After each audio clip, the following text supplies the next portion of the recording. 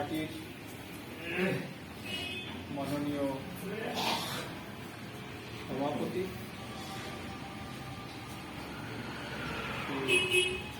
মনোজ হাওলাদার মহাশয়, উপস্থিত পশ্চিমবঙ্গ বহুজন সমাজ পার্টির পশ্চিমবঙ্গ ইউনিটের সাথী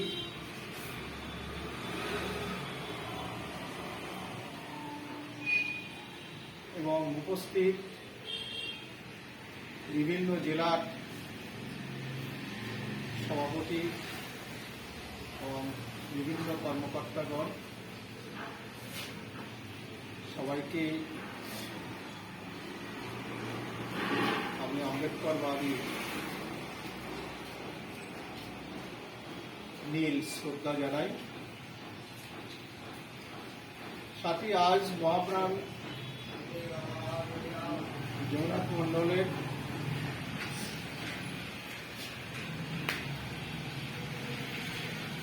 পূর্ণ জন্ম জয়ন্তীর দিন, জন্ম তিথির দিন। তিনি আমাদের মধ্যে এসেছিলেন 1904 সালে এই 29শে জানুয়ারি এই দিনে।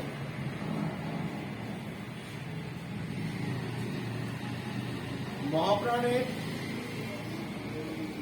স্মৃতিচারণ সমুদ্রের নুড়ি কোড়ানোর মতো। সমুদ্রের তীরে যদি নুড়ি কোড়ানো হয় ঠিক তদ্রূপ। এত বিশাল মহাপ্রাণের জীবন সংগ্রাম এবং সারাটা জীবন তিনি এই পিছিয়ে পড়া সমাজের মানুষের জন্য লড়াই করে গেছে।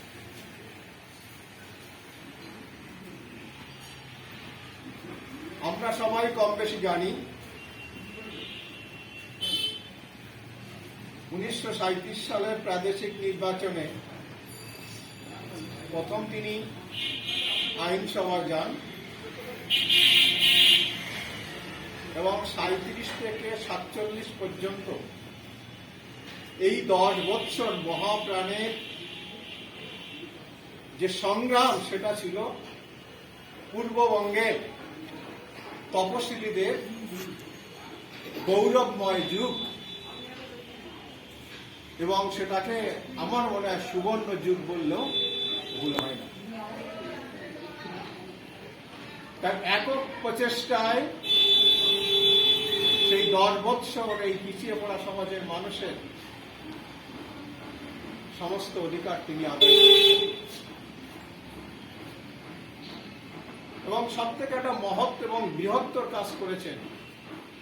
মহাপ্রাণ হিসাবে তাকে যে আখ্যা তিনি পেয়েছেন আমরা দেখেছি 1946 সালের সেই গণপরিষদ নির্বাচন। ব্রিটিশ চলে যাওয়ার আগে, ব্রিটিশ যখন এসে বলল আমরা দেশ ছেড়ে চলে যাব এবং গণপরিষদ নির্বাচন করতে হবে, সেই নির্বাচনের মাধ্যমে ভারত তার নিজস্ব সংবিধান রচনা করবে। সেই গণপরিষদের নির্বাচনে আমরা দেখেছি সারা ভারতবর্ষের একমাত্র তপশিলি ফেডারেশনের প্রার্থী জিতেছিলেন মহাপ্রাণ, সেটা পূর্ববঙ্গ। এবং ভারতবর্ষের আর কোথাও কোন তপশিলি প্রার্থী সেদিন, তপশিলি ফেডারেশনের প্রার্থী সেদিন জেতেনি। তাই সেই দিন মহাপ্রাণ নিজে না দাঁড়িয়ে বাবা সাহেবকে বাংলা থেকে গণপরিষদে তিনি অক্লান্ত পরিশ্রমের মধ্য দিয়ে তিনি বিজয়ী করে পাঠিয়েছিলেন। সেটাই হচ্ছে মহাপ্রাণের জীবনের সব থেকে স্বর্ণাক্ষরে লেখার মতো এবং ইতিহাস। এই তপশিলি উত্থানে, তপশিলি সমাজের মানুষের মঙ্গলে যে সুবর্ণময় যুগ এবং যে সোপান তিনি সেদিন তৈরি করেছিলেন বলে বাবা সাহেব ডক্টর বি আর আম্বেদকর সেই গণপরিষদে যাওয়ার ফলে তিনি কিন্তু ভারতবর্ষের সংবিধান রচনা করতে পেরেছিলেন। আমরা দেখেছি 1946 সালে যখন ব্রিটিশ গভর্নমেন্ট ভারতবর্ষে ইন্টারিম গভর্নমেন্ট তৈরি করে, অন্তর্বর্তীকালীন যখন গভর্নমেন্ট তৈরি করে, সেই গভর্নমেন্ট তৈরি করার পরে নভেম্বরের 4 তারিখে মহাপ্রাণ সেই শপথ গ্রহণ করেন। শপথ গ্রহণ করার পরে তিনি সারা ভারতবর্ষে এক প্রান্ত থেকে আরেক প্রান্তে ছুটেছিলেন। কিসের জন্য? কারণ সমস্ত ভারতবর্ষের প্রান্তরে প্রান্তরে তিনি দেখেছেন, তদন্ত করেছেন এই তপশিলি সমাজের মানুষ কিভাবে নির্যাতিত হচ্ছে, কিভাবে নির্যাতিত হয়েছে ওই বর্ণ হিন্দুদের দ্বারা, এবং সেই রিপোর্ট তিনি সংগ্রহ করে তপশিলি ফেডারেশনের কার্যকরী কমিটির বৈঠক বসে 15ই নভেম্বর বোম্বেতে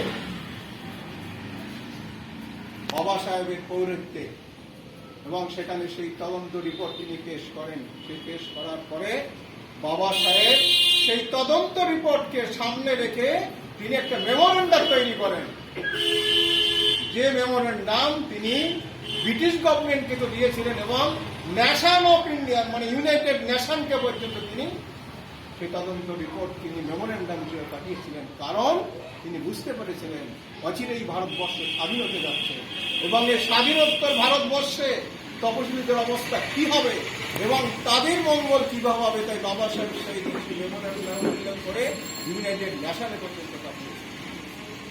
দুর্ভাগ্য, আমাদের সমস্ত আশা নিরাশায় পর্যবেসিত, কারণ ওয়েবেলকে সরিয়ে দিয়ে মাউন্ট ব্যাটেনকে নিয়ে এলো যেদিন তারপর থেকে মাউন্ট ব্যাটেন তার কাঁচি চালিয়ে এমন ভাবে কাঁচি চাললো কংগ্রেসের নির্দেশে, ওই পণ্ডিত জওহরলাল নেহরুর নির্দেশে। কারণ কংগ্রেসরা জানত পূর্ববঙ্গে খুলনা, যশোর, ফরিদপুর, বরিশাল এই কটা ডিস্ট্রিক্ট যদি এই ভারতবর্ষের থেকে আলাদা করে না দেওয়া যায়, তাহলে ভারতবর্ষের বুকে এমন তুফান তুলবে, একাধারে বাবা সাহেব আর একাধারে সেই মহাপ্রাণ যোগেন্দ্রনাথ মন্ডল, দুই তপশিলি লিডার যদি ভারতবর্ষের বুকে থাকে, তাহলে কোনোদিন ভারতবর্ষের স্বাধীনতা আন্দোলন, স্বাধীনতা অর্জনের পরে ওরা কোনোদিন সুষ্ঠুভাবে রাজনীতি করতে পারবে না, আর বাংলায় কোনোদিন মুখ্যমন্ত্রী বর্ণ হিন্দুরা পাবে না। তাই সেদিন চক্রান্ত করে মাউন্ট ব্যাটেনকে দিয়ে কাঁচি চালিয়ে সেই দিন বাংলাকে দ্বিখণ্ডিত করলেন, এবং তার সম্পূর্ণ কৃতিত্ব হচ্ছে পণ্ডিত জওহরলাল নেহরু। বাবা সাহেবকে পাকিস্তানে ফেলে দিলেন, আর মহাপ্রাণকেও পাকিস্তানে চলে যেতে বাধ্য হলো। মহাপ্রাণ তার মানুষের সঙ্গে জানতো ওরা যে মহাপ্রাণ সে তার মানুষের কাজ ছাড়া, তার সমাজের কাজ ছাড়া সে কিছু জানে না। যখন মাউন্ট ব্যাটেন এসেছিল এই বড়লাটে, তখন উনি ইন্টারিম গভর্নমেন্টের আইনমন্ত্রী, পণ্ডিত জওহরলাল নেহরুর আইনমন্ত্রী। তখন আইনমন্ত্রী হিসাবে ওনাকে তো ডাকতেই হবে। ওনাকে যখন ডাকলেন, ডাকার পরে 1.5 ঘন্টা ওনার সঙ্গে বৈঠক করলেন। সম্ভবত 22 তারিখ হবে নভেম্বরে। উনি যখন বৈঠক করলেন, বৈঠক করার পরে বাবা সাহেবকে ডাকলেন না, বাবা সাহেবকে ডাকলেন না, কারণ বাবা সাহেব তখন কি বলবো অপান্ত হয়ে গেছে। কারণ যে তপশিলি ফেডারেশন 46 সালের নির্বাচনে একমাত্র একটাই প্রার্থী দিয়েছে, কারণ তপশিলি ফেডারেশনে রাজনৈতিক সেই যে পরাজয় ঘটে গেছে, যে রাজনৈতিক পরাজয় ঘটে যাওয়ার সঙ্গে সঙ্গেই বাবা সাহেবের গুরুত্ব হারিয়ে গেছে। তাই ব্রিটিশের কাছে বাবা সাহেব গুরুত্ব তখন ছিল না। যেহেতু ইন্টারিম গভর্নমেন্টের আইনমন্ত্রী যেমন মহাপ্রাণ যোগেন্দ্রনাথ মন্ডল, তাই তিনি ডাকলেন মহাপ্রাণকে। দেখে তখন যখন বললেন, তখন মহাপ্রাণ তার মানুষের দুঃখের কথা বলল। মাউন্ট ব্যাটেন তখন হেসে বলেছিল যে মহাপ্রাণ, আপনি কি আপনার সমাজের মানুষের মঙ্গল ছাড়া আর কোনো কথা জানেন না? তো উনি বলেছিলেন যে আমার মানুষ সব থেকে বেশি বিপদে, তাই আমার মানুষের কথা আমি বলি। আমি তো আর কার কথা বলি না, কারণ ওরা আমাদের কথায়, ওরা আমাদের কাজ করে না, আমার সমাজের মঙ্গল করে না, তাই বাধ্যই আমাকে বলতে হবে। দেখুন কি দুর্ভাগ্য আমাদের, কত দুর্ভাগ্য। পণ্ডিত জওহরলাল নেহরু কৃপালনী আচার্য কৃপালনী, তারপর হচ্ছে গান্ধী না শ্যামাপ্রসাদ, বল্লভভাই প্যাটেল, এই তিনজন কংগ্রেসে, আর মুসলিম লীগের জিন্না, লিয়াকত আলী খান, আর হচ্ছে আব্দুর রব, এই তিনজনের 6 জন, আর যে সর্দার বলদেব সিং, এই 7 জনকে নিয়ে মিটিং করলো। সারা ভারতবর্ষের কি 7 জনই ছিল লিডার? হ্যাঁ, 7 জনকে নিয়ে মিটিং করে দেশ ভাগের পরিকল্পনা করলো। কিভাবে দেশ ভাগ হবে আর কিভাবে বাংলা ভাগ হবে সেটা বাংলার বাইরে দিল্লিতে বসে তার ব্লুপ্রিন্ট তৈরি হয়। আর মেনন সেই ব্লুপ্রিন্টে রূপরেখা টেনে দেয় কিভাবে বাংলা ভাগ হবে এবং কোন কোন ডিস্ট্রিক্ট কোথায় যাবে। দুর্ভাগ্য, ইতিহাস আমরা জানি না। এই ইতিহাসকে যদি সামনে না আনা যায়, আমার ভবিষ্যৎ প্রজন্ম কিন্তু সত্যি সত্যি অন্ধকারে ফিরে যাবে। সাথী, আজকে জন্মদিনে আমাদের চিন্তা করতে হবে এমন সত্যি সত্যি মহা আর এক মানব, বাবা সাহেবের পরে আর এক মহামানব আমার সমাজে। আসলে আমরা হাতে হাত মিলিয়ে আজকের দিনে আমরা প্রতিজ্ঞা করি যে আগামী দিনে আমরা এই মহাপ্রাণী স্বপ্নকে বাস্তবায়িত করব। এই আশা আমি সরকারকে আমার সন্তুষ্টি বক্তব্য এখানে শেষ করছি। জয়।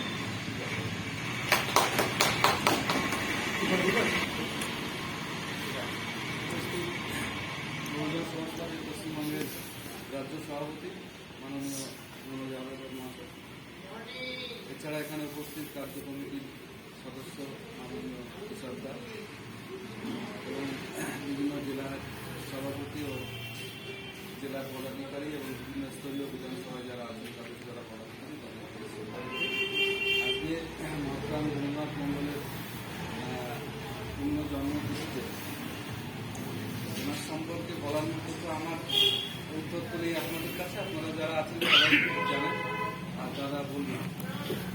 আমার যেটা বক্তব্য একদম অল্প কথায়, সেটা হচ্ছে আমাদের যে নেক্সট জেনারেশন, সেই নেক্সট জেনারেশনকে যদি আমরা মহাপ্রাণ রবীন্দ্রনাথ মণ্ডলের যে সংগ্রাম, যে লড়াই, তার যে ফল তারা ভোগ করছে, সেটা যদি তাদের কাছে আমরা পৌঁছে দিতে ডিটারমাইন্ড না হই, তাহলে আমাদের পরবর্তী যে প্রজন্ম তারা আবার সেই অন্ধকার দিকে চলে যাবে। আমি যখন আজকে বেরোই বাড়ি থেকে সকালে, তখন আমার ছেলে জিজ্ঞেস করছিল যে বাবা কখন আসবে, কারণ ওদের একটা ভালো রান্না আমার বাড়িতে করতে হবে দুপুরবেলা। তো আমি বললাম যে বাবা দেখো, বসে আমি 5 মিনিট কথা বলে আসলাম ওদের সঙ্গে, ছেলে মেয়েকে নিয়ে, যে আজকের দিনে এমন প্রচুর লোক আমাদের আছে যারা হাবড়া স্টেশনে 1 নম্বর গেটের কাছে ঝুড়ি কোদাল নিয়ে বসে থাকে, সকালবেলা এসে হেঁটে আসে, 7 কিলো 8 কিলোমিটার রাস্তা হেঁটে আসে, এসে বসে থাকে। তাদের বাড়ির ছেলে মেয়ে বউ সবার একটাই কামনা থাকে যে কাজটা যেন হয় আসে। তারা চায় না যে বাবা ফিরে আসুক তাড়াতাড়ি, তার ওয়াইফও চায় না যে আমার হাজব্যান্ড তাড়াতাড়ি ফিরে আসুক, কাজ করে বাড়ি আসুক, তাদের পেটের যন্ত্রণা। আর আমরা মহাপ্রাণের সংগ্রামের ফলে আমরা চাকরি বাকরি যারা করি, তারা চায় যে আমরা আজকের দিনেও সারাদিন বাড়ি থাকি। তো আমি ছেলেকে বললাম, মেয়েকে বললাম যে আজকের দিনে বাড়ি থাকাটা একটা মহা অন্যায়। আমরা যারা অন্তত বাবা সাহেব মহাপ্রাণ রবীন্দ্রনাথ মণ্ডলের সংগ্রামের ফসল আমরা খাচ্ছি, তোমরা খাচ্ছ। তুমি ইংলিশ মিডিয়ামে পড়ো এবং আমি নিশ্চিন্তে বাড়ি থেকে যাচ্ছি, কারণ আমার অ্যাকাউন্টে একটা টাকা দিতে যাবে, তার জন্য মহাপ্রাণ রবীন্দ্রনাথ মণ্ডলের সঙ্গে বাবা সাহেব। সেই কারণে আমার একটাই কথা, বক্তব্য, সেটা হচ্ছে আমাদের চাকরি দিয়েছেন মহাপ্রাণ সঙ্গে বাবা সাহেব, সমাজের পরবর্তী প্রজন্মকে তাদের যে ভবিষ্যৎ সেটাকে উজ্জ্বল করার জন্য আমরা যেন সবাই মিলে আজকের দিনে শুধু না সারা বছর এটাকে ঠিকঠাক উপলব্ধি করে, তাহলেই এই জন্মদিন পালনটা সফল হবে এবং আমাদের পরবর্তী প্রজন্ম ভালো থাকবে। এটাই আমার বক্তব্য। এই বলে সবাইকে শুভেচ্ছা জানিয়ে আমার শেষ করছি।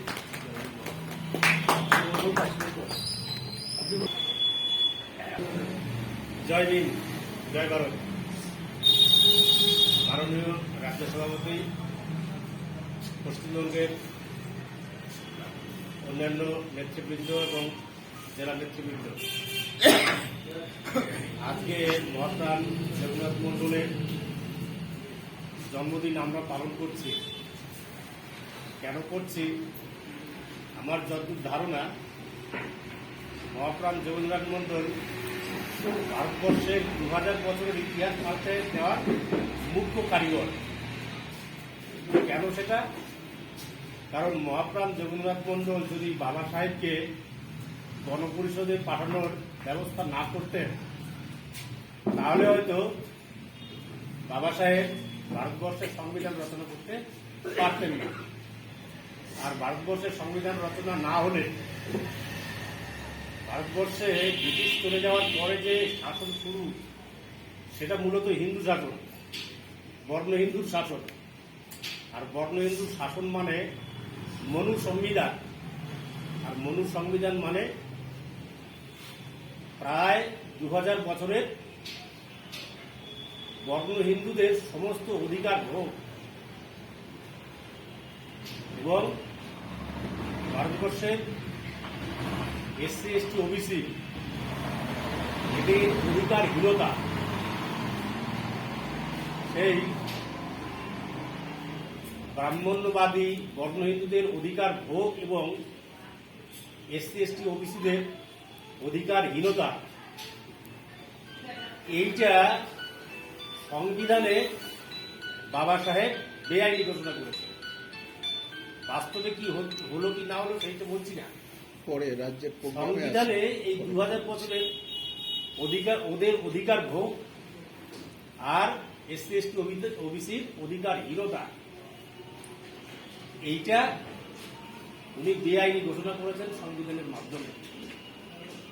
তাই আমরা বলতে পারি এই 2000 বছরের ইতিহাস পাল্টানোর মূল কারিগর মহাপ্রাণ যোগেন্দ্রনাথ মণ্ডল। মহাপ্রাণ জগন্নাথ মণ্ডলকে আমার শতকোটি প্রণাম। আমরা চেষ্টা করব এই যে ইতিহাসটা, গুরুত্বপূর্ণ যে ইতিহাস, আমরা আমাদের সমাজের পরবর্তী প্রজন্ম, বর্তমান প্রজন্ম প্রত্যেককে বোঝানোর চেষ্টা করব, এই আশা রেখে আমি আজকের এই ছোট্ট বক্তব্য শেষ করছি। জয় ভীম, জয় বাবা।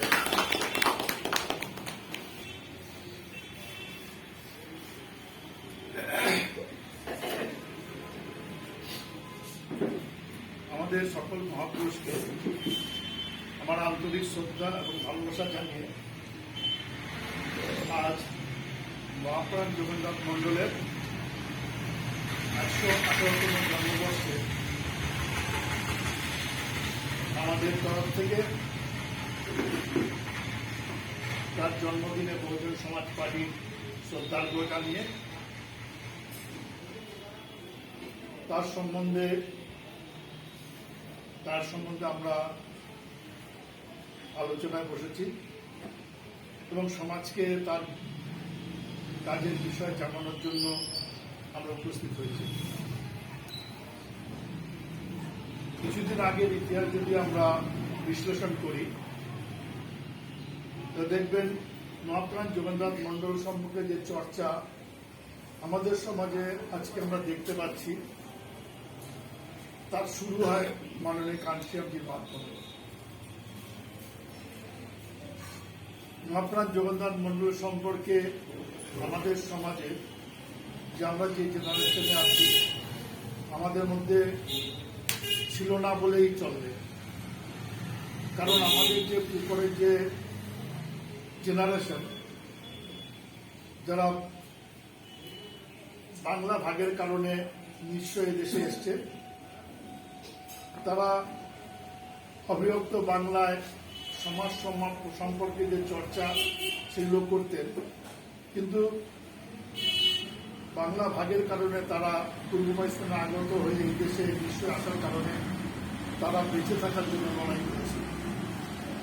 যার ফলে আমরা মহাপ্রাণ জগন্নাথ মণ্ডল বলেন, বাবা সাহেব বলেন, মহাত্মা গুরুচাঁদ বলেন, এদের সম্বন্ধে আমরা কিছু জানতাম। যৎসামান্য কিছু কিছু হয়তো আমরা জেনেছি, কিন্তু বিশেষ করে যেটা জানা সেটা মাননীয় কাঞ্চনজির মাধ্যমে। এবং মহাপ্রাণ জগন্নাথ মণ্ডল সম্পর্কে সবচেয়ে বেশি চর্চায় আলোচনা আসে সেটা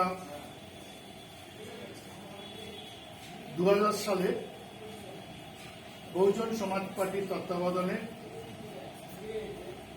মসলন্দপুরে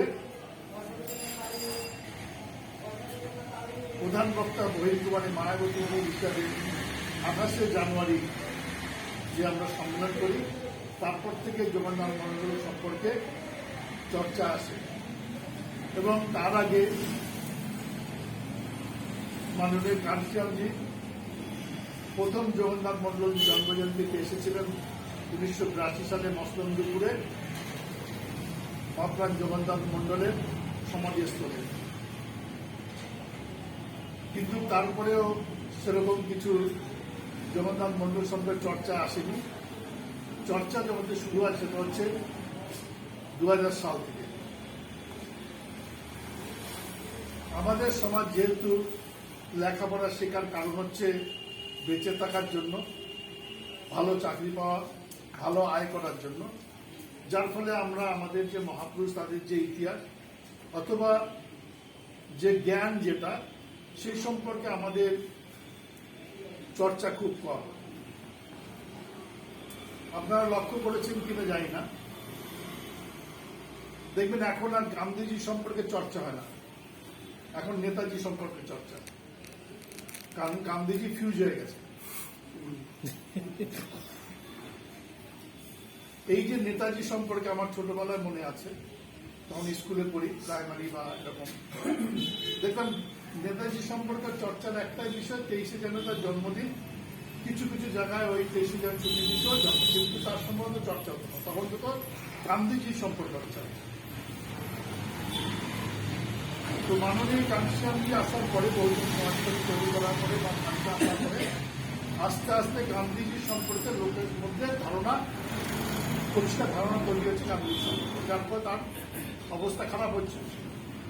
এই যে ওরা কি করেছে, যেমন আমাদের যে প্রজন্ম, আমরা ছোটবেলার থেকে আমাদের মধ্যে পুশ করেছে নেতাজি সম্পর্কে, পুশ করতে করতে করতে করতে করতে ভালোর দিকে নিয়ে আসে ছোটবেলার থেকে, নেতাজি মহান বলে বলে। কিন্তু যখন আমাদের বলতাম নেতাজি মহান ছোটবেলা, তখন কিন্তু নেতাজির নামে কোনো ভোট ছিল না। ওরা আস্তে আস্তে তৈরি করেছে মহান বলে, যেটার কারণ আর একটা উদাহরণ দিচ্ছি। আজকে আমাদের সমাজে যারা শিক্ষিত ছেলেরা আছে, তারা দেখবেন রিজার্ভেশন সম্পর্কে একটা অনীহা, রিজার্ভেশন ভালো না, রিজার্ভেশন জাতপাত তৈরি করেছে। তখন এইটা পুশ করা আছে, যে ছেলেটা বলছে রিজার্ভেশন, সেই ছেলেটা বা সেই বাড়ির লোকরা বা সেই বাড়ির তার পূর্বপুরুষরা যে জায়গা নিয়ে তৈরি যে লেখাপড়া, যেটা সেটা হচ্ছে রিজার্ভেশনের কারণে। যেমন হচ্ছে আমি লেখাপড়া শিখেছি বা যে জ্ঞান যেটুকু করেছি, সেটা আমার বাবা যেহেতু রেলে চাকরি করেছেন রিজার্ভেশন কোটায়, সেই জন্য আমি করেছি। কিন্তু আমারই বাবার কোনো বন্ধু বা কোনো যে পরিচিত লোক যিনি সরকারি চাকরি পাননি, তার পরিবারের অবস্থা কি কন্ডিশন, দুজনের ডিফারেন্স বোঝা যায়, যে চাকরি করে যে চাকরি পায়নি। তো এই যে ডিফারেন্সটা কে বলছে, যে যার বাবা চাকরি পেয়েছে তার ছেলে বলছে যে রিজার্ভেশন ঠিক না, তার তার পেটে রিজার্ভেশন দাদা সে লেখাপড়া স্বীকার করে, তারপরে তার মধ্যে অনেক আগের থেকে রিজার্ভেশন ভালো না ভালো বানাবে পুশ করেছে, অল্প অল্পকে পুশ। মানে কি, ওরা কি করে, ওরা ফিউচার দেখে, যার যে 50 বছর পরে কি হবে, কোন জায়গায় যাবে, সেই অনুসারে ওরা ছক করে কাজ করতে শুরু করে। আজকে বাবা সাহেব সম্পর্কে ভালো ভালো কোথার থেকে আসছে, কাঞ্চনজির কারণে, চর্চা করতে করতে। আজকে জগন্নাথ মণ্ডল সমাজ ভালোবাসে কাঞ্চনজির কারণে, গঞ্জির কারণে। তো এই যে ব্যাপারটা, এই ব্যাপারটা আমাদের সমাজের লোকরা কম উপলব্ধি, যদি কাঞ্চনজি না আসতো তাহলে আমরা উপলব্ধি করতাম না। মহাপ্রাণ জগন্নাথ মণ্ডল সম্পর্কে আমাদের সমাজে এখনো, আমাদের যে উপরের জেনারেশন, তাদের মধ্যে এখনো ভ্রান্ত ধারণা আছে, তারা বিচার করে না। কেউ কেউ বলে জগন্নাথ মণ্ডল বাংলা ভাগ করেছে, তাকে যদি কোশ্চেন করে বা আমরা বুঝাই দেন বাংলা ভাগের কথা, সে কিন্তু ইতিহাস জানে না। সে কিন্তু আসল ঘটনা যায় না লোকের মধ্যে। তার মানে আমরা যারা আছি শিক্ষিত সমাজ, তারা কি হচ্ছে লোকের কথা অন্যের কথা শুনে শুনে আমরা সেইটাকে প্রচার করি, বিচার করি না। যে বিচার যে না করার কারণে আজকে এই বিচার করার কারণটা মাননীয় কাঞ্চনকে ঢুকেছে দিকে আজকে আমরা এখানে জন্মজয়ন্তী করছি। আজকে বহুজন সমাজ পার্টি থাকার কারণে আমাদের সমাজের মহাপুরুষের চর্চা শুরু হচ্ছে। যদি বহুজন সমাজ পার্টি না থাকে তাহলে এই যে মহাপুরুষ, সে বাবা সাহেব বলেন, জ্যোতিরাও ফুলে বলেন, সাহুজি মহারাজ বলেন, জ্যোতিরাও ফুলে বলেন, সাবিত্রীবাই ফুলে বলেন, জগন্নাথ মন্ডল বলেন, এদের সম্বন্ধে চর্চা করার লোক থাকবে না। ওই ঘরে বসে কেউ আগরবাতি দেবে, কিন্তু তার ছেলেকে বলবে না, তার ছেলে মেয়েকে এর সম্বন্ধে সঠিক ইতিহাস দেবে না। তো এই যে মহাপ্রাণ জগন্নাথ মন্ডল সম্পর্কে যদি চর্চা করতে হয় ইতিহাস, তাহলে আপনাকে ইতিহাস জানতে হবে। মহাপ্রাণ জগন্নাথ মন্ডল মহাশয় তার যে মুভমেন্ট, এই মুভমেন্টটা হচ্ছে গুরুচার ঠাকুরের মুভমেন্ট। বাংলা কেন ভাগ করেছে? যে ভারতবর্ষে ওই সময় ভারতবর্ষে নিজেদের সমাজ তৈরি করে নিজেদের পায়ে দাঁড়িয়ে থেকে নির্বাচনে লড়াই করার মতন কোনো জায়গা ছিল না, একমাত্র বাংলা ছাড়া। কারণ ওই সময় গুরুচার ঠাকুরের কারণে, গুরুচার ঠাকুরের কারণে চন্ডালদের মধ্যে একটা মুভমেন্ট, সমাজ চেতনা তৈরি হয়েছিল। এই সমাজ চেতনার কারণে তারা, যে সমাজ চেতনার কারণে আজকে যেটা বাবা সাহেব বলছেন বা কাঞ্চিরামজি বলছে, সেই চেতনা ওই সময় তৈরি হয়েছিল দেখে ওই সময় মহাপ্রাণ জগন্নাথ মন্ডল নিজের সমাজের ভোটের দ্বারা এমএলএ হয়েছে, হারাতে পারেনি। কিন্তু ভারতবর্ষে আর কোথায় এরকম জায়গা তৈরি হয়নি। যার ফলে কি হচ্ছে যে বাবা সাহেব আম্বেদকরকে গণপরিষদে পাঠানোর কিছু পিছনে হচ্ছে বাংলার অবদান। বাংলার যেহেতু সমাজ তৈরি ছিল, ভারতবর্ষে অন্য কোনো জায়গায় এই সমাজ তৈরি হয়নি তখন, যে তারা নিজেদের সমাজে তৈরি করে তারা নিজের সঙ্গে জিতিয়ে পাঠাবে। তো সেই যে জায়গাটা, সেই জায়গা তৈরি করার কারণ করে এবং সেই যে গুরুচার ঠাকুরের যে আদর্শ, সেটাকে বুঝেছিলেন জগন্নাথ মন্ডল একাই বাংলার ক্ষেত্রে। অন্য যারা আমাদের সমাজে ওই সময় শিক্ষিত বা সচেতন ছিল তারা সেটা উপলব্ধি করেন, যার কারণে বাবা সাহেবকে গণপরিষদের মহাপ্রাণ জগন্নাথ মন্ডল পাঠিয়েছিলেন অনেক কষ্ট করে, অনেক পরিশ্রম করে, অনেক ত্যাগ করে।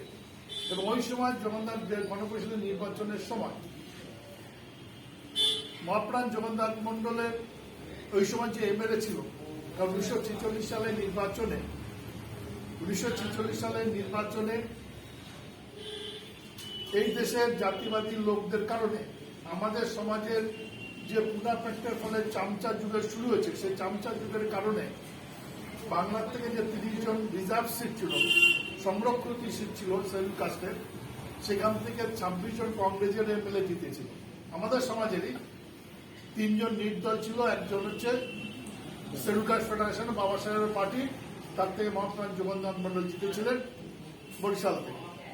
তো গণপরিষদের নির্বাচনে জিততে গেলে আমাদের 5টা ভোটের দরকার ছিল বাংলার ক্ষেত্রে, কারণ বাংলা ওই সময় ভোট এবং কত টোটাল ভোট তার হিসাবে করে, যেমন এখন রাজ্যসভা যেরকম নির্বাচিত হয়, পরে এটাকে রাজ্যসভা তৈরি করেছে। ওই সময় প্রায় 389 জন এই গণপরিষদের মেম্বার ছিল। তো সেই ওইটাকেই পরবর্তী সময় রাজ্যসভা তৈরি করা হয়েছে। তো ওই যে গণপরিষদের নির্বাচনে তখন এমএলএদের ভোট, যেমন এখনো দেখবেন কোনো জায়গায় যেমন পশ্চিমবঙ্গের 43টা এমএলএ লাগে একজন রাজ্যসভার জন্য ভোট লাগে, কোনো জায়গায় উত্তরপ্রদেশ 33টা হলে হয়ে যায়, কারণ ওখানকার এমএলএদের কত ভোট। যেমন এখানে এমএলএদের হচ্ছে 7টা এমএলএ একটা লোকসভা, তার মানে এমএলএ ভোট কম। উত্তরপ্রদেশে 5টা এমএলএ নিয়ে একটা লোকসভা, তার মানে এমএলএদের ভোট বেশি, সেই জন্য ওখানে কম এমএলএ দিয়ে একজন রাজ্যসভা নির্বাচিত হয়। পশ্চিমবঙ্গে বেশি এমএলএদের, সেরকম অন্য জায়গায় আরো বেশি, যেখানে 8টা বিধানসভা একটা অ্যাসেম্বলি, তো যেখানে 9টা বিধানসভা একটা অ্যাসেম্বলি, যেমন পাঞ্জাবের 9টা বিধানসভা একটা অ্যাসেম্বলি। তো সেই অনুসারে বাংলা সেই লোক টোটাল ভোট অনুসারে হিসাব করে এখানকার যে 5টা এমএলএ দরকার। তো জগন্নাথ মন্ডল দেখলেন বাবা সাহেবকে একান্ত তার পাঠানো দরকার, কারণ 46 সালের পরে, নির্বাচনের পরে বাবা সাহেবকে নিশ্চিন্ত করে দেওয়ার চেষ্টা করেছিল গান্ধী এবং তার কোম্পানি কংগ্রেস পার্টি। তো মহাপ্রাণ জগন্নাথ দেখেছিল যে বাবা সাহেবকে গণপরিষদে যদি না পাঠাতে পারি তাহলে আমাদের সমাজকে অন্যায় অত্যাচার এবং আমাদের সমাজের যে ডেভেলপমেন্ট তার জন্য তিনি করতে পারবেন না, শেষ হয়ে যাবে। সেই জন্য বাংলা থেকে মহাপ্রাণ জগন্নাথ মণ্ডল তাকে এখানে 28 জুন বাবা সাহেব কলকাতা এসেছিলেন। 30 জুন হচ্ছে স্টেট মানে পশ্চিমবঙ্গের প্রাদেশিক যে বাংলা প্রদেশ, যে তখন পশ্চিমবঙ্গ বাংলা প্রদেশ ছিলেন, বাংলা প্রদেশের শিডিউল কাস্ট ফেডারেশনের যে মিটিং, সেই মিটিং ছিল 30 জুন। সেই মিটিংয়ের চিফ গেস্ট হিসাবে বাবা সাহেব এসেছিলেন কলকাতা 28 তারিখ।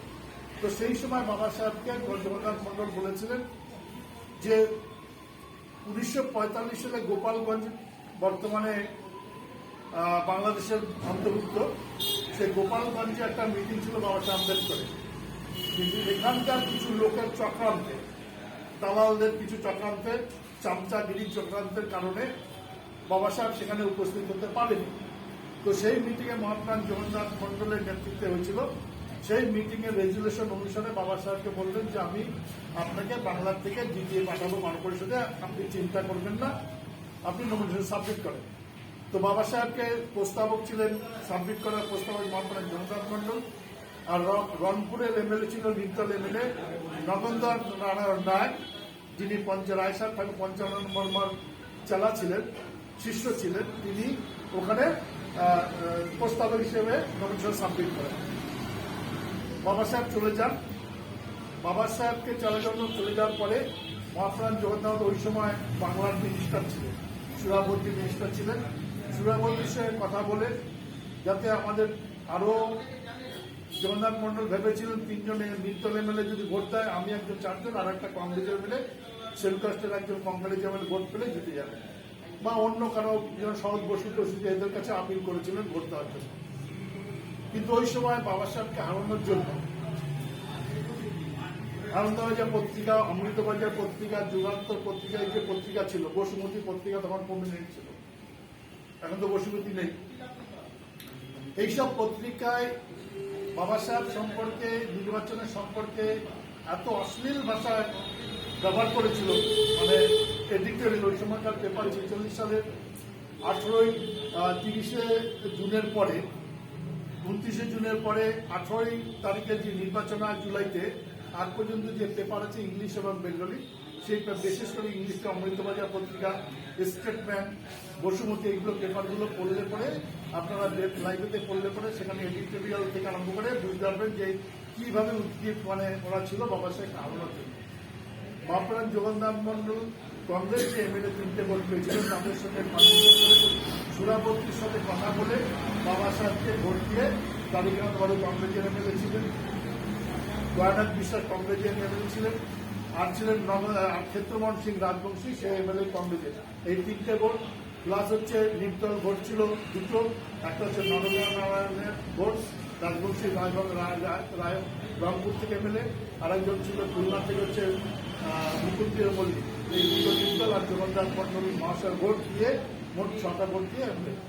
এই কারণে যে এখানে জাতিবাদী লোক যারা গান্ধী এবং তার কোম্পানি যে কংগ্রেস, তখন কংগ্রেস ছিল, আরএসএস ছিল, প্লাস জনসংঘ শ্যামাপ্রসাদ মুখার্জি ছিলেন, এদের কঠোর বিরোধী সত্ত্বেও এরা দেখলো যে আগামী দিনে যদি বাংলা একত্রিত থাকে, কারণ ওই সময় কোনো মুসলমান সমাজ, মুসলিম সমাজ এবং সুরাবর্তী পর্যন্ত, তখনকার প্রাইম মিনিস্টার ছিল বাংলার সুরাবর্তী, সেও মাউন্ট ব্যাটেনকে এবং বড়লাটকে লেটার লিখেছে যে বাংলা যাতে ভাগ নয় এবং বাংলা যাতে ভারতবর্ষের মধ্যে থাকে।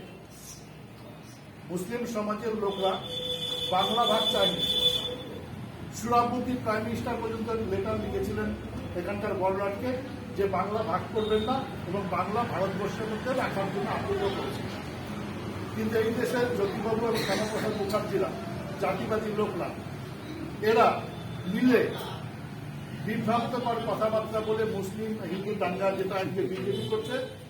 কারণ যখনই মুসলিম হিন্দু কথা আসবে তখন দলিতরা কোথায় যাবে? তখন দলিত তাদের যে অধিকার, সমাজ, শূদ্র সমাজের অধিকার, তারা অধিকার ভুলে গিয়ে তারা তখন হিন্দু হয়ে যায়।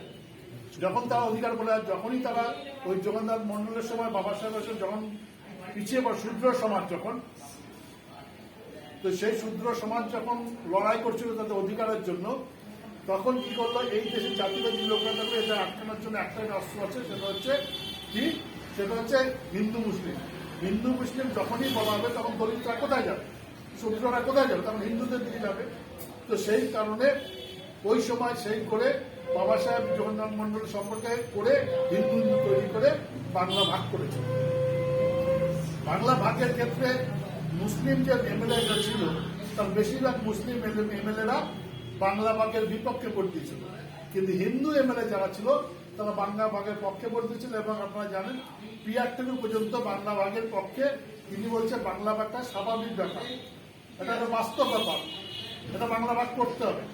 এবং কংগ্রেসের সঙ্গে মিটিংয়ে, কংগ্রেসের মেম্বার ছিল, তো কংগ্রেসের মিটিংয়ে তিনি এই বাংলা ভাগের পক্ষে রায় দিয়েছিলেন।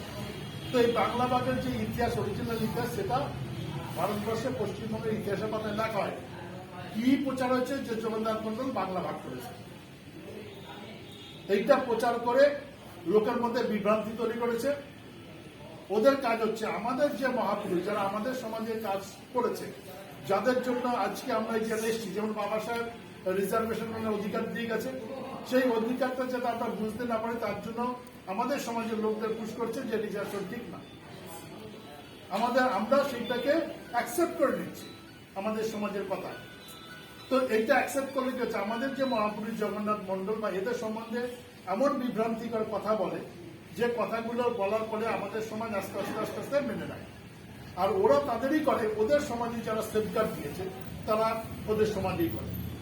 তো সেই জন্য আজকে জগন্নাথ মন্ডল সম্পর্কে আমাদেরকে ঘরে ঘরে বাড়িতে আমাদের যে নেক্সট জেনারেশন, পরবর্তী বংশ, তাদের মধ্যে আমাদের জগন্নাথ মন্ডল সম্পর্কে, বাবা সাহেব সম্পর্কে, গুরুচাঁদ সম্পর্কে তাদের যে ইতিহাস, সেই ইতিহাস যে সঠিক ইতিহাস, সেই ইতিহাসটা চর্চা করতে হবে। যেমন ধরেন আমি বিভিন্ন ব্যাংকে দেখেছি যে বিবেকানন্দর ফটো। আচ্ছা, ব্যাংকের ব্যাপারে অর্থনীতি বিবেকানন্দর কি নীতি? রিজার্ভ ব্যাংকে বিবেকানন্দ কি অবদান? আপনার জন্ম থেকে মৃত্যু পর্যন্ত এই যে বেঁচে থাকার জন্য বিবেকানন্দ কি করেছে? একটা মানুষ জন্ম হলো, মারা যাবে, এই জীবনে কি করেছে তার জন্য, একটা মানুষের জন্য? সে আমি বর্ণহিন্দু বলি আর শূদ্র বলি আর অন্য সমাজে বলি, কিছুই করেন। হ্যাঁ, উনি করেছেন মরে যাওয়ার পরে তুমি কোথায় যাবা সেই ব্যাপারে বলেছেন। রিজার্ভ ব্যাংকে ওনার ফটো দিয়ে, ব্যাংকে ওনার ফটো দিয়ে কি মরে যাওয়ার পরে কি হবে, ব্যাংক কি হবে মরে যাওয়ার পরে, ব্যাংকে তার ছবি উনি দিয়ে গেছে। কিন্তু বাবা সাহেব আম্বেদকর, জগন্নাথ মন্ডল, এরা জন্ম থেকে মৃত্যু পর্যন্ত তুমি কিভাবে বেঁচে থাকবা তার কথা বলে গেছে। এই যে ইতিহাস, এই ইতিহাসটা আমরা কি হচ্ছে আমাদের পরবর্তী বংশধরদের ছেলেমেয়েদের বলি না, লজ্জায় হোক আর অজ্ঞানতার কারণে হোক, ওই কথা না বলে আমরা ওদের কথা বলছি। আমি দেখেছি বিবেকানন্দ যারা মানে তারা বেকার ঘুরে বেড়ায়, ভ্যানমান করে যাবে, জানলে মানে ভ্যানমান করে যাবে। আমার এক বন্ধু আছে, তার ছেলে বিবেকানন্দ খুব তার গেছিলাম, আমি তাহলে প্রশ্ন করছি, ভাই ওইখানকার যত ছেলে আছে আমার বাড়ির পাশে তারা সবাই চাকরি বা কিছু না কিছু করে, ও বেকার। ওর বাবা রিজার্ভেশন টাকা, ওর দাদু রিজার্ভেশন চাকরি করতো, সেই নিয়ে জমি বাড়ি করেছে, ওর বাবা রিজার্ভেশন চাকরি করে, তা নিয়ে পয়সা গাড়ি টাড়ি আছে, আর ও বিবেকানন্দ ঘুরে বেড়ানো করছে। তুমি জন্ম থেকে মৃত্যু পর্যন্ত বলো তোমার জীবনে বিবেকানন্দ কি করছে, উত্তর দিতে পারেনি। ওর মাথা ওয়াশ করে দিচ্ছে বিবেকানন্দ, মরে যাওয়ার পরে সে ভ্যাকামান্ডে ঘুরে বেড়ায়। তো এই যে ব্যাপারটা, এই ব্যাপারটা যদি আমাদের সমাজকে আমরা না বুঝতে পারি, যদি না আজকে জগন্নাথ মন্ডলের জন্মদিনে আমাদের জগন্নাথ মন্ডল সম্পর্কে, এবং জগন্নাথ মন্ডল পাকিস্তানে কেন রয়ে গেছে? বাবা সাহেব তো এই দেশের লোক, বাবা সাহেব যেখানে যে বাড়ি সেটা হচ্ছে ইন্ডিয়া রয়ে গেছে। জগন্নাথ মন্ডল পাকিস্তানে কেন রয়ে গেছে? সে জানতো যে পূর্ব পাকিস্তানের যে এরিয়াটা, ওই এরিয়ার লোকরা জগন্নাথ মন্ডল যদি বলে যে তোমরা চলে আসো, আসতো না। কারণ আসতো না, আমার মনে হচ্ছে আমার রিলেটিভ, আমার বাবার পিস্তত পিসির জামাই, মানে সেই পিসির কোনো ছেলে ছিল না, মেয়ে ছিল, তার যে হাজবেন্ড, সে বাংলা ভাগের পরে কিছুদিন পরে এই দেশে আসছিল। সে ঠাকুরনগরে কোথায় ছিল, ঠাকুরনগরের শুকনো জায়গা থেকে সে তখন 1700 টাকা নিয়ে এসেছিল পকেটে, যে এখানে ইন্ডিয়া থাকবে 1700। তখন 1700 টাকা যদি হতো তাহলে 100 বিঘার বেশি জমি পাইত ওই সময়।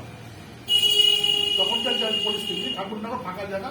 আমি তো দেখেছি 73 সালে স্টেশন নেমে যখন আমি ঠাকুরবাড়ি থেকে রাস্তা গেছি, দুপাশে হচ্ছে মাঠ, ধান ক্ষেত, মানে ধান হয়, দুপাশে মাঠ, ঘর বাড়ি কেউ এসে একটু ছোট টালির বাড়ি বানিয়েছে কেউ, এই এটা বলছে 73-এর কথা। আর উনি এসেছিল মানে 50-এর পরই এসেছিল, 52, 53, 54, 1700টা পরে উনি ওই টাকা আবার ফেরত দিয়ে চলে গেছে বলে এই শুকনো জায়গা থাকা যায়। তখন ধান হতো না। বা এই যে এরিয়াটা, যেমন হেলেঞ্চা থেকে আরম্ভ করে একদম বেতাই ফেতাই যে এরিয়াটা বর্ডার এরিয়া, এটা হচ্ছে শুকনো এরিয়া ছিল। মানে এইসব জায়গায় যে আমাদের যে এখানে বাড়ি, এটা হচ্ছে জঙ্গল এরিয়া ছিল, বন, বাঁশবন ছিল, এখানে চাষবাস কিন্তু হতো না। তো এই শুকনো জায়গা দেখে তারা পালিয়ে চলে যেত, আসতো না। তো জগন্নাথ মন্ডল ভেবেছিল যে আমি ওদের প্রোটেকশনের জন্য রয়ে যাই, কারণ বললে আসতো না। প্লাস আমাদের যে বিরোধী লোক ছিল, যারা ওদের মানে সমাজের লোক, আমাদের দালাল, যেমন পিয়ার ঠাকুর ছিলেন, তারা কি করতো, তারা যাতে ওইখানকার লোক না আসে তাদের ব্যাপারে বলতো। তারা কিন্তু পিয়ার ঠাকুর বলেনি যে তোমরা চলে আসো, পিয়ার ঠাকুর পালিয়ে নিজে চলে এসছে, কিন্তু পিয়ার ঠাকুর ওইখানকার সমাজকে বলে তোমরা থাকো, তোমাদের জন্য ব্যবস্থা করা হচ্ছে। সে বলেনি কিন্তু তোমরা আমার সঙ্গে চলে আসো। তো সেই জন্য জগন্নাথ মন্ডল ওখানে রয়ে গেল। কিন্তু যে কোনো কারণে ওখানকার যে কন্ডিশন যে ছিল লিয়াকাতির সাথে, লিয়াকাতি মারা যাওয়ার পরে ওখানকার সে থাকতে পারেনি, আমাদের সমাজে প্রোটেকশন দিতে পারেনি। তখন সে এই দেশে পালিয়ে আসেনি। এই যে তখন মিনিস্টার ছিল, আইনমন্ত্রী ছিলেন কলকাতা থেকে, তখন দাঙ্গার পরে তিনি ঢাকা থেকে তখন বিমান কলকাতা হয়ে করাচি লাহোর যেত। তো বিমান যখন কলকাতায় আসে, কলকাতা আসার পরে উনি এখানে 5ই অক্টোবর এখানে আসেন 50 সালে। তো 5ই অক্টোবর না 8 পর উনি 5ই অক্টোবর আসে। উনি কলকাতা থেকে জানি ওখান থেকে বিমানে নেমে চলে আসে, পালিয়ে আসে। আসার পরে 8ই অক্টোবর 1950 সালে তিনি রেজিগনেশন পাঠান। কেন তিনি রেজিগনেশন দিয়েছেন? এরপরে তিনি আমাদের সমাজে যে শরণার্থী যে ছিল, সেই শরণার্থী, টোটাল শরণার্থীদের কোথায় করবে তার জন্য তিনি মুভমেন্ট করেছিলেন, এবং তার জন্য প্রায় 3 থেকে 4 বার তিনি অ্যারেস্ট হয়েছিল। অ্যারেস্ট মানে তার মানে আন্দোলন করেছে, হাওড়া স্টেশনে গিয়ে যে ওই ওদিকে পাঠানো যাবে না। যেমন তিনি বলেছিলেন মৌরাক্ষী অর্জয় নদীর যে চর আছে, ভালো জায়গা, এখানে তো পুনর্বাসন দেওয়া যায়, বিভিন্ন জায়গায় বলেছিলেন। তার জন্য আন্দোলন মানা ক্যাম্পে যাতে মধ্যপ্রদেশে রায়গড়ে না পাঠায়, রায়পুরে মানা ক্যাম্পে, সেই জন্য তিনি আন্দোলন করেছিলেন। কিন্তু সেই আন্দোলনের ক্ষেত্রে আমাদের সমাজের লোকরা বোঝেনি, আমাদের এই দেশের মিডিয়া বোঝেনি। ওই সময় আন্দোলনের জগন্নাথ মন্ডলের নাম নিয়ে ব্ল্যাকমেইল করেছে যে সিপিআই, তখন সিপিআই ছিল, তখন সিপিএম ছিল না। তো সিপিআই যে নেতারা, তারা বিভিন্ন সময় ওই রিফিউজি আন্দোলন করতো, কিন্তু নাম কিন্তু জগন্নাথ মন্ডল আসবে। তো জগন্নাথ মন্ডলের নাম শুনে সবাই যেত, ব্ল্যাকমেইল করতো সিপিআই। পরবর্তী সময় তিনি যখন 52 সালে ইলেকশন দাঁড়িয়েছে, তারপরে 57 সালে ইলেকশন দাঁড়িয়েছে, 62-তে দাঁড়িয়েছে, 67-তে লোকসভা দাঁড়িয়েছে। তো ওই সময় লোকসভায় তিনি যখন দাঁড়িয়েছে, তখন সিপিএম এর সঙ্গে অ্যালায়েন্স করেছিল, আর বিআই পার্টি সিপিআই এর সঙ্গে অ্যালায়েন্স করেছিল। তো অ্যালায়েন্স করার পরে যে বারাসাত কেন্দ্র থেকে তখন সিপিআইরা ভাগ হয়েছে 64 সালে। সিপিআইরা প্রথমে জগন্নাথ বললেন যে সিপিআইরা ওই সিটটা, বারাসাত যে সিট, পার্লামেন্ট সিট, সেটা ছাড়তে রাজি হয়। যে কারণে জ্যোতিবাবু সিপিএমে ছিলেন, জ্যোতিবাবু ছেড়ে দিয়েছিলেন। এবার যদি সিপিএম পার্টিরা ভোট দিতেন, কারণ ওখানে 1,13,000 ভোটে সিপিআই জিতেছিল, আর জগন্নাথ মন্ডল 1,67 না কত, 67 না 70, টোটাল মানে 87 না কত ভোট পেয়েছিল হাজার। তো ওখানে সিপিএম যারা ছিল তারা কিন্তু জগন্নাথ মন্ডলে ভোট দেয়, তারা সিপিআই এর ভোট দিয়েছে। ইভেন জগন্নাথ মন্ডলকে নিয়ে বাংলার বিভিন্ন জায়গায় সিপিএমরা মিটিং করেছে, কিন্তু জ্যোতিবাবুরা, সিপিএমরা কখনো বারাসাতে মিটিং করে, এবং ওরা হেরে গেছে। তো হেরে যাওয়ার পরে তারপরে তো তিনি 68 সালে আমাদের ছেড়ে চলে গেছে। তো যতদিন জগন্নাথ মন্ডল বেঁচে ছিলেন ততদিন পর্যন্ত পিয়ার ঠাকুরের দাম ছিল। আজকে ঠাকুরনগরের পিয়ার ঠাকুরের পরিবারের দাম আছে বহুজন সমাজ পার্টির কারণে। বহুজন সমাজ পার্টি যেদিন থাকবে না সেদিন ওদেরও দাম থাকবে না। ঠিক আছে, কারণ ওদের চামচা দরকার, কারণ চামচা কাউকে তো দিতে হবে। আমাদের সমাজের সেই চামচা যেই দেখবেন যোগদান কাঞ্চামজি আসা শুরু করলো, তখন থেকে দেখবেন বিনা পানি দেবীর নাম শোনা শুরু হবে। তার আগে আমরা বিনা পানি দেবীর নাম জীবনে শুনি, তখন কংগ্রেস পার্টি বা সিপিএম পার্টির চামচা বা জাতিবাদী লোকদের চামচা দরকার হচ্ছে। তো এই যে ব্যাপারগুলো, এই ব্যাপারগুলো জগন্নাথ মন্ডল বা বাবা সাহেবের কাছ থেকে সেই রাজনৈতিক যে ব্যাপারটা, ওদের যে প্ল্যান, সেই প্ল্যানটা আমাদের যদি সমাজ না বোঝে, তাহলে আমাদের সমাজ এখানে দাঁড়াতে পারবে, আবার আমরা গোলাম হয়ে যাব। তো ওরা চেষ্টা করছে, আপ্রাণ চেষ্টা করছে, ওরা গোলামি করছে, আবার গোলামি করছে। ঠিক আছে, আর আমাদের কোথায় ধর্মের দিকে নিয়ে যেতে, যাতে আমরা ধর্ম দিকে নিয়ে গেলে আমরা আবার হিন্দু আর হিন্দু হয়ে যাবো। সেখানে জগন্নাথ মন্ডলের যে সবচেয়ে বড় যে কাজ, যেটা মহাপ্রাণ নাম দিয়েছেন, সেটা হচ্ছে 1946 সালে গণপরিষদের নির্বাচনে যখন বাবা সাহেব মনমরা হয়ে গেছিলেন যে মুভমেন্টের কারণ, ওই সময় বাবা সাহেবের সমাজ সাথ দেয়নি। কেন সাথ দেয়নি? ওই সময় যারা 37 সালে চাকরি বাকরি যারা করেছে, পেয়েছে সরকারি চাকরি, তারা কিন্তু বাবা সাহেব সাথ দেয়নি। যার ফলে বাবা সাহেব মনমরা ছিলেন, মহাপ্রাণ যোগেন্দ্র গণপরিষদে নির্বাচিত করে এই মুভমেন্টটাকে আবার দাঁড় করেছে। যার ফলে ওই সময় বাবা সাহেব আম্বেদকর গণপরিষদে যার কারণে বাবা সাহেব সংবিধান লেখার অধিকার পেয়েছিলেন, গণপরিষদের মেম্বার ছিলেন, চেয়ারম্যান ছিলেন। তো যেটা হচ্ছে যে এই যে বাবা সাহেব যে গণপরিষদে গিয়ে বাবা সাহেব যে সংবিধানটা লড়ে, সেটার ব্যাপারে আমাদের মধ্যে বিভিন্ন লোকে বিভিন্ন রকম বিভ্রান্তিকর কথাবার্তা, আমাদের সমাজকে বিভ্রান্তি করার জন্য জাতিবাদী লোকরা বিভিন্ন মিডিয়ার মাধ্যমে বিভ্রান্তিকর প্রচার করে, যে বাবা সাহেব সংবিধান লেখেনি, অমুকে লিখেছে। ঠিক আছে, বাবা সাহেব টুপে টুপে লিখেছে। তো এরকম ভাবে বিভ্রান্তি করে আমাদের সমাজকে বিভ্রান্ত করে, যেহেতু আমরা সমাজের ইতিহাস জানি না। তো আমাদের কাজ হচ্ছে এই সমাজের যে জগন্নাথ মন্ডলের ইতিহাস, প্লাস হচ্ছে বাবা সাহেব তার ইতিহাস লিখে গেছে নিজে, কিন্তু জগন্নাথ মন্ডল মহাশয় তার ইতিহাস তিনি লিখে যেতে পারেননি কি জানা, যার ফলে তার যে কাজ সম্পর্কে আমাদের অজ্ঞানতা সবচেয়ে বেশি জানা নেই। যেটুকু আমরা জেনেছি সেটা কানসিয়ামজির কারণে, যে বাবা সাহেবকে গণপরিষদ, যার ফলে কানসিয়ামজি চেষ্টা করেছিলেন যে সমাজ বাবা সাহেবকে গণপরিষদে জিতিয়ে পাবে চট্টগ্রাম সমাজ, সেই সমাজকে নিজেতে বা দান করার জন্য বাংলায় মাননীয় কাজে প্রচুর টাইম দিয়েছে। কিন্তু এখানকার চট্টগ্রাম সমাজ, যেটা বর্তমান নবসূত্র সমাজ, সেটা কানসিয়ামজির সঙ্গে সাথ দেয়নি। উনি বেঁচে থাকা পর্যন্ত লাস্ট মনে হয় 2003 মনে হয় লাস্ট এসছে, 2003 আপনার মনে হয় এপ্রিল মাসে লাস্ট এসে গেছে। কল্যাণ মিটিং ছিল, সেই মিটিং এসেছিলেন বা ইলেকশন আগে। তো তিনি আপ্রাণ চেষ্টা করেছেন, যারা বাবা সাহেবকে গণপরিষদ জিতিয়ে পাঠিয়েছিলেন জগন্নাথ মন্ডলের সমাজ, সেই সমাজকে নিজেদের পায়ে দাঁড় করার আপ্রাণ চেষ্টা করেছিলেন। কিন্তু সেই সমাজ যখন বাবা সাহেব কানসিয়ামজি থাকাকালীন তারা নিজেদের পায়ে দাঁড়াতে সক্ষম হয়। আমরা কিছু মানুষ তারা এটা চেষ্টা করে চলেছি, তখন থেকে চেষ্টা করে এখনো চলছি, এখনো আমরা সেই কাজ করে চলেছি। ঠিক আছে, কারণ আমাদেরকে আটকানোর জন্য বিভিন্ন লোকে বিভিন্নভাবে বাধার চেষ্টা করছে, এখনো করছে।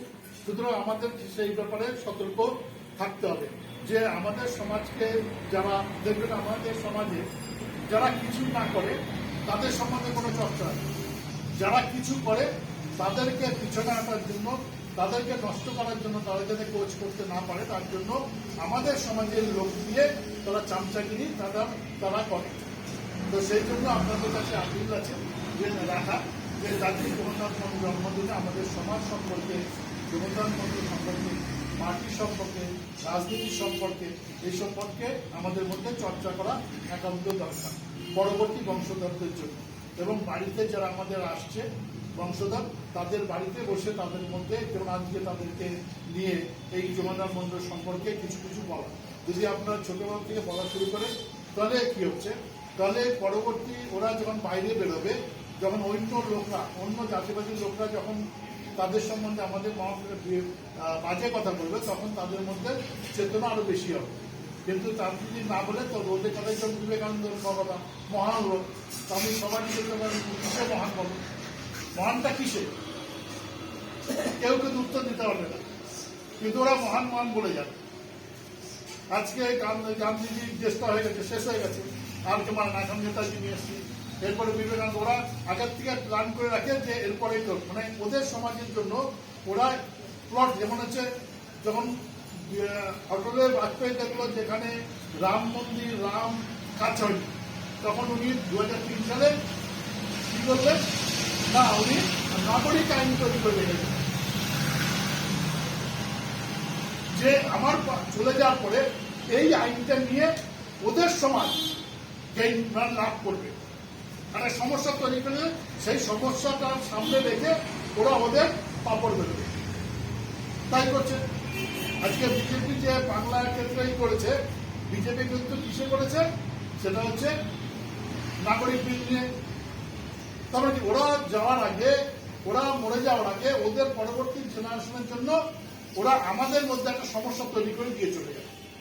সেই সমস্যাটা সামনে রেখে ওরা যে সমস্যা তৈরি করেছে সেটা বলবে না, ওই সমস্যাটা সামনে রেখে আমাদেরকে বোকা বানাবে, আর আমাদের সমাজ সেইটা নিয়ে বোকা বোকা দেবে। আর আমাদের সমাজ যেহেতু 1932 সালে চামচা যুগ শুরু হয়েছে, সেপারেট ইলেক্টেড থেকে জয়েন্ট ইলেক্টেড শুরু হয়েছে, সেইটাকে লাভ নিয়ে আমাদের সমাজকে কিছু লোকের দালালি করার চেষ্টা করে। চামচা যুগ যেটাকে বলা হয়, কানসিয়ামজি বলছেন চামচা যুগ, স্টুজেস বিভিন্ন রকম ব্যাখ্যা করেছে কানসিয়ামজি তার চামচা পেজ বইতে। সেই জন্য আমাদের সমাজকে এই যে কথাগুলো, এই কথাগুলো পরবর্তীতে আমি আপনাদের বললাম, আপনি 5টা দিতাম, আপনার বাড়ির যে বংশধর যারা আছে তাদেরকেও এই কথাগুলো ছোট্ট ছোট্ট আকারে বলতে হবে। যদি আমরা না বলি তাহলে পরবর্তী বংশধররা, যেরকম আমাদের ক্ষেত্রে হয়েছে যে আমাদের পূর্বপুরুষরা আমাদের যারা মা ছিল তারা আমাদের কাছে এই কথাগুলো বলেন, যার ফলে আমরা একটা জায়গায় তৈরি হয়ে গেছিলাম। কানসিয়ামকে আসার কারণে আমাদের কিছুটা লোকের পরিবর্তন এনেছে, বাকি সমস্ত লোকের পরিবর্তন আনতে পারে। কিন্তু আজকে আমরা যারা এসছি তাদের কাজ পরবর্তী বংশধরদেরকে জগন্নাথ মন্ডল সম্পর্কে, বাবা সাহেব সম্পর্কে, বিভিন্ন মহাপুরুষ সম্পর্কে চর্চা করে তাদেরকে নেওয়া। তো আজকে জগন্নাথ মন্ডলের 118তম জন্ম জয়ন্তীতে এবং এই জগন্নাথ মন্ডলের কারণে আজকে আমরা এসেছি। সেরকম মহাত্মা গুরুচাঁদ সম্পর্কে 1995 সালে আমরা যে সাইকেল র্যালি করেছিলাম কোচবিহার থেকে কাকদ্বীপ, এবং 1995 সালে 10ই অক্টোবর থেকে 19শে অক্টোবর নদীয়া 24 পরগনায় শ্রী শ্রী হরিচাঁদ ঠাকুর, মহাত্মা গুরুচাঁদ ঠাকুরের যে সাইকেল র্যালি 2 জেলা করেছিলাম। তারপরে 6 ডিসেম্বর থেকে 22 ডিসেম্বর পর্যন্ত পাহাড় থেকে সাগরে বহুজন মহাপুরুষদের নামে যে সাইকেল র্যালি করার পরে গুরুচাঁদ ঠাকুর নামে চর্চা পশ্চিমবঙ্গে শুরু হয়। তারপর থেকে চর্চা শুরু হয়। বিনা পানির দাবির নাম তারপর থেকে স্টার্ট শুরু হয় 94 পর থেকে, কানসিয়ামজি আসার পর থেকে। তো এর ফলে আজকে গুরুচাঁদ সম্পর্কে বিভিন্ন চর্চা মধ্যে হচ্ছে, সেটা বহুজন সমাজ পার্টির কারণে। তো আজকে আমাদের যে মহাপুরুষ, যদি আমরা এইভাবে আমাদের সমাজকে, আমাদের পুরুষদের মহাপুরুষদের সম্বন্ধে চর্চা করি, তাহলে আজকে মানতে বাধ্য হবে এবং আগামীতে ওরা সেটা মানতে বাধ্য হবে। আজকে বাবা সাহেব সম্পর্কে ওরা কিন্তু অবজ্ঞা করতে পারছে না, মানে অনিচ্ছায় হোক তারা নিতে হচ্ছে, অনিচ্ছায় হোক তারা চেষ্টা করছেন ওই যে রিজার্ভেশন। বাবা সাহেব মানে আমাদের লোক দিয়ে বলাচ্ছে রিজার্ভেশন ঠিক করেনি বাবা সাহেব, মানে তারা বাবা সাহেব সম্পর্কে এত যোগ্য হয়ে গেছে, বাবা সাহেবের যোগ্য হয়ে গেছে থেকে, কিন্তু ওর পেটে ও যে লেখাপড়া শিখেছে সেটা হচ্ছে বাবা সাহেবের রিজার্ভেশনে কোথায়, রিজার্ভ টাকার ফলে। তো এই যে জায়গাটা তার আঙ্গুল দিয়ে তাদের কিন্তু বুঝাতে হবে। অনেকে বলে আমি রিজার্ভেশন চাকরি বাড়ি মিথ্যা কথা বলে। তো এই যে জায়গাটা, এই জায়গাটা যতক্ষণ আমরা না বলবো তাদেরকে আঙ্গুল দেবো, এতে সে যদি রাগ হয় তাতেও বলতে হবে। যেমন কানসিয়ামজি যখন বলেছিলেন যে জগন্নাথ ওই আপনার জগজীবন রাম কংগ্রেস 1 নম্বর চামচা, তখন জগজীবন রাম সম্পর্কে এখানকার লোকের একটা সব ধারণা ছিল যে আমাদের সমাজের জন্য জগজীবন রাম মহান কাজ করেছে। তো সেই সময় আমাদের মধ্যে ওই জগজীবন রাম চামচা বলতেন, কিন্তু আমাদের লোক অ্যাকসেপ্ট করতো না, কিন্তু তাকে বলতে বলতে আজকে অ্যাকসেপ্ট করেছে তাকে, যে হ্যাঁ চামচা ছিল, চামচার যুগ ছিল। তো এরকম যদি কেউ এরকম বলে তাকে সামনে, তার মুখের সামনে বলতে হবে। যদি না বলি তাহলে কিন্তু নেক্সট, এবং সেটা লোকের সামনে বলতে হবে যে ভাই তুমি রিজার্ভ করে। তো এই কথা যদি আমি না বলি তাহলে তার মধ্যে শুধরাবে না, সে বুঝতে চাবে না, কারণ সে ভাবছে পাখা লেগিয়ে সে উঠছে। তো সেই জন্য আমাদের কাজ হচ্ছে আমাদের মহাপুরুষদের সম্পর্কে যে তারা যে চিন্তা ভাবনা করেছিল, এবং আমাদের যে কাজ যে 5 দফা সামাজিক পরিবর্তন, 5 দফা অর্থের মুক্তি, সেই মুক্তিতে কানসিয়ামজির যে কাজ সেই কাজটা করতে হলে আমাদের রাজনৈতিক ক্ষমতা দরকার। সুতরাং রাজনীতি যতক্ষণ আমরা না পাবো, তাহলে আমরা আমাদের মহাপুরুষদের কাজ, তাদের নাম নিয়ে আমাদেরকে রাজনীতির মাঝে নামতে হবে। আমাদের প্রথম কাজ, আমরা চাকরি চাই না, আমরা জমি চাই না, আমরা লেখাপড়া চাই না, আমরা চাই কি, আমরা চাই হচ্ছে এই দেশের রাজত্ব চাই, ক্ষমতা চাই। এই দেশের ক্ষমতা পেলে পরে আমরা সমস্ত কিছু সমাধান করতে হবে। আমাদের কাজ হলে আমরা কিছু চাই না, ঠিক আছে? কিন্তু আমাদের সমাজকে, যেমন আজকে একটা সমাজকে আপনারা জানেন না, আগামী দিনে ভাই আমাদের লোকরা ভিখারি বানিয়ে দিচ্ছে। এই করোনা কালের মধ্যে আমাদের সমাজে আজকে ভিখারি, আজকে বেঁচে আছে সমাজ কিসের মাধ্যমে? ওই 5 কিলো চাল 2 কিলো আটা যে দিচ্ছে তার উপর বেঁচে আছে, নির্ভরশীল হয়ে গেছে। আগে ওই 2 কিলো চালই সে খেত, 5 কিলো চালই সে খেত, কিন্তু সে নিজে আয় করে খেত, অন্যের উপর নির্ভরশীল ছিল না। কিন্তু এই দেশের সরকার বহুজন সমাজ, শূদ্র সমাজকে আজকে নির্ভরশীল করে দিয়েছে কারোর উপর। দয়া দাক্ষিণ, আগে দয়া, কিছুদিন আগে দয়া দাক্ষিণ্য ছিল না। সে নিজে যদি 50 টাকা রোজগার করতো, 50 টাকা দিয়ে 1 কিলো চাল কিনে সে ছেলে মিলে খেত, তবে সে কারো করে কারো ভিক্ষা দাবির পাত্র ছিল না। আজকে আমাদের এইটা কিন্তু আমাদের সমাজ বুঝছে না। যারা পাচ্ছে তারা বলছে সরকার আমাদের মহান কাজ করেছে, সমাজটাকে বুঝছে, এবং মিডিয়া সেটা প্রচার করছে, মহান কাজ করছে, এরা খেতে দিচ্ছে। কিন্তু এদের কি করছে? ভিখারি বানিয়ে দিয়েছে। ওই রেশন দোকানে লাইন দিয়ে 5 কিলো চাল আনলে তবেই খাবে, সে পরিশ্রম করে না, নির্ভরশীল করে দিচ্ছে। এটা বুঝতে হবে যে আমাদেরকে ভিখারি। এবং এই 5 কিলো চাল যেদিন বন্ধ করে দেবে, সেদিন কি হবে? সেদিন তো চুরি ডাকাতি আর কিছু হবে না, ছিনতাই বাড়বে, পকেট মারি বাড়বে। যেমন বিভিন্ন শহরের যে সমস্যা আছে, ওই সমস্যা 1 বছরে সমাধান করা যায়। 1 বছর লাগবে কলকাতার সমস্যার সমাধান করতে। কি করতে হবে? যারা গ্রাম থেকে অত্যাচারিত হয়ে যে শহরের মধ্যে ঝুঁকিতে বাস করে, দিল্লিতে বলো, চেন্নাইতে বলো, বোম্বেতে, ওই লোকদের যে গ্রামের সমস্যা, যে সেই গ্রামে সেই সমস্যার সমাধান করে দাও, লোকরা ওখানে চলে যাবে, শহরে কোনো সমস্যা নেই, থাকবে, বস্তি বলে থাকবে না তো। ব্যাপারটা বোঝা গেল? কাঞ্চিরামজি বলছে এই যে 10 কোটি, তখন বলছি 10 কোটি, আজকে 10 কোটি বেশি আছে। এই লোকগুলো গ্রাম থেকে অত্যাচারিত, মানে ওখানে খাবার জোগাড় করতে প্লাস অত্যাচারিত, তারা রোজগারের জন্য তারা বিভিন্ন শহরে আসে কাজের জন্য। এসে কোথায় থাকবে জায়গা নাই, নর্দমার কিনারে নোংরা জায়গা, রেল লাইনের পাড়ে বিভিন্ন নোংরা জায়গায় তারা বাস করে, ঝুঁকি মানে। তো এই ঝুঁকি বানানোর ফলে কি হচ্ছে? কলকাতার যে সমস্যা, তার 90% সমস্যা হচ্ছে এইটা। এর ফলে ড্রেনেজ কমে যাচ্ছে, বিভিন্ন রকম সমস্ত নিষ্কাশনী ব্যবস্থা আছে, কারণ সমস্ত সমস্যা তৈরি করছে। এই লোকদের যদি তুমি গ্রামের সেই সমস্যার সমাধান করে দাও, সেখানকার লোকের রোজগারের ব্যবস্থা করে দাও, সেখানকার তাদের ব্যবস্থা করে দাও, তাহলে এই লোকগুলো আমি খারাপ না। তো কলকাতায় ঝুঁকি সরা দাও, বস্তু সরা দাও, তাহলে কি থাকবে? Neat and clean Kolkata, Bombay neat and clean, Delhi neat and clean. দিল্লির যে সমস্যা, পলিউশন দেশটা কোনো জায়গায় থাকবে না। কিন্তু ওরা এই সমস্যার সমাধান করবে না। এই সমস্যাটা সামনে রেখে ওরা হাজার হাজার কোটি টাকা চুরি করবে।